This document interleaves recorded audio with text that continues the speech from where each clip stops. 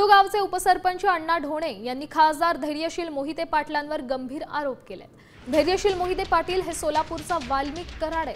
16 ते 17 खुनात त्यांचा हात आहे असा गंभीर आरोप ढोणेंनी केलाय। कुरडमध्ये मुरुम माफियांची बीडपेक्षा मोठी दहशत आहे असा मोठा गौप्यस्फोट धैर्यशील मोहितेंनी केला होता। त्यावर अण्णा ढोणेंनी हा पलटवार केलाय।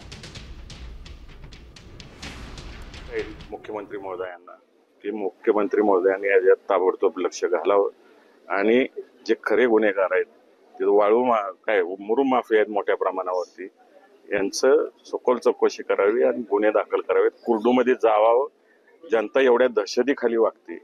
कुरडूचे अनेक पॅटर्न आहेत त्या ठिकाणी। बीड सारखा प्रकार आहे सगळं। बीडपेक्षा फार गंभीर प्रकार आहे त्या ठिकाणी। धैर्यशील मोहिते पाटलांनी पहिल्यांदा त्या आजबे नावाच्या याला सुपारी दिली होती। त्याच्या माध्यमातून त्या दादा तांबोळीचा खून केला।